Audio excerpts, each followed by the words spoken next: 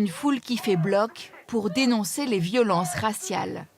Une fois n'est pas coutume, les communautés asiatiques de tout le pays se sont rassemblées pour exprimer d'une seule voix leur colère. Je ressens de l'inspiration, de l'unité. On est en train de se faire entendre. Car depuis le début de la pandémie, il y a un an, les agressions contre les personnes d'origine asiatique ont explosé, plus 114% rien qu'à Los Angeles. Tam Nguyen est venu témoigner au nom de sa communauté vietnamienne. Cette semaine, 3 ongleries vietnamiennes ont reçu une lettre horrible. À tous les Asiatiques, vous qui êtes si laids, vous qui sentez si mauvais, votre laideur et votre odeur me dégoûtent, foutez donc le camp des États-Unis. J'ai le cœur brisé, c'est si cruel. Pour beaucoup, la rhétorique anti-chinoise de l'ancien président Donald Trump a engendré une recrudescence des actes racistes. Quand l'ancien président des États-Unis appelle le coronavirus le virus chinois ou la grippe kung-fu, c'est une insulte pour tous les Asiatiques. Et de fait, il nous considère coupables d'un virus qui n'a rien à voir avec nous autres qui vivons en Amérique. Principale cible, les personnes âgées attaquées dans la rue ou dans des magasins. Des agressions souvent filmées par les caméras de surveillance, comme ici, un vieil homme de 91 ans, violemment et gratuitement projeté à terre.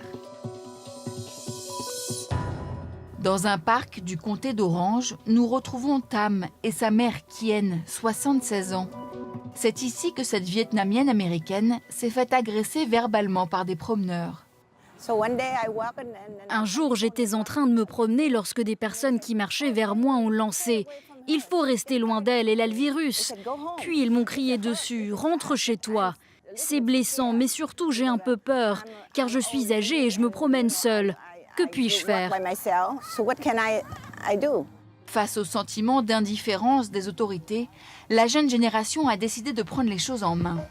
Tous les jeudis, une quarantaine de jeunes se retrouvent à ce croisement de Koreatown à Los Angeles.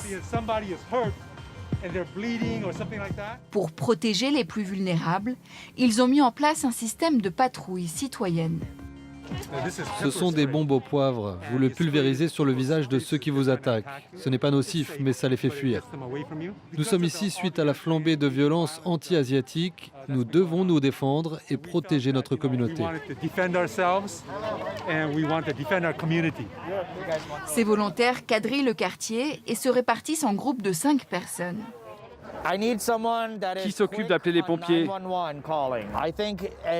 Si jamais ça devient violent, il faudra les appeler.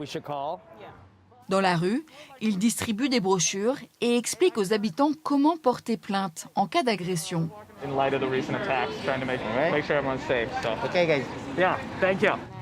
Ce quartier concentre la plus grande communauté asiatique de Los Angeles, où ces derniers mois, les agressions se sont multipliées. Il y a tant d'agressions qui ne sont jamais déclarées. Nous sommes ici d'abord pour assurer la sécurité, mais aussi pour intervenir en cas d'urgence. La police de Los Angeles a la réputation de ne pas nous avoir beaucoup aidés dans le passé. Il leur arrive également d'escorter des personnes âgées.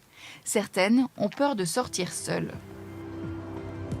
Depuis le début de la pandémie, les autorités ont recensé plus de 3800 plaintes pour actes racistes et près de la moitié en Californie.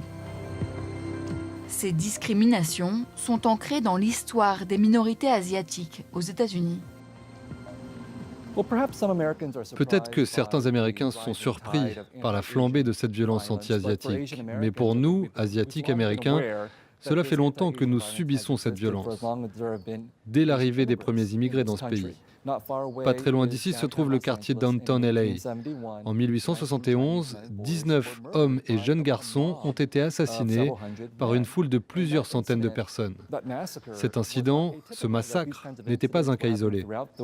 Ce genre d'incidents ont eu lieu à travers le pays, dans un premier temps contre les immigrés chinois, puis contre les immigrés philippins, puis contre les immigrés japonais, qui ont fini dans des camps d'internement pendant la Seconde Guerre mondiale. Donc il y a une longue histoire de violence anti-asiatique. La menace de violence est toujours présente aux États-Unis et prête à jaillir dès qu'il y a des tensions économiques et raciales. Une foule très diverse est venu rendre hommage aux victimes de la fusillade d'Atlanta qui a fait 8 morts dans un salon de massage. Un crime qui n'a pas été qualifié de raciste par la police. Nous aussi, nous sommes des personnes issues de minorités. Nous subissons des crimes racistes. Nous subissons la violence et j'en suis épuisée. Je suis accablée, mais je suis aussi fière de tous ceux qui sont ici, car c'est une nouvelle génération d'Asiatiques américains qui n'a pas peur de se faire entendre. Inspiré par Black Lives Matter, ce mouvement de justice sociale contre le racisme dépasse désormais la couleur de peau et s'étend à toutes les minorités. Comment en sommes-nous arrivés là ? Nous faisons partie de ce pays. Nous avons participé à la construction de ce pays. Il n'y a pas de raison. Simplement parce que physiquement nous sommes différents. Dans plusieurs décennies, nous serons tous un peu différents et peut-être que ça en effraie certains. Mais je suis désolée, je suis la mère d'enfants métis et c'est la fondation de ce pays. Donc il va falloir vous y faire. Ici, tout le monde espère que cet éveil des consciences des nouvelles générations permettra enfin d'éradiquer le racisme systémique qui gangrène les États-Unis depuis des décennies.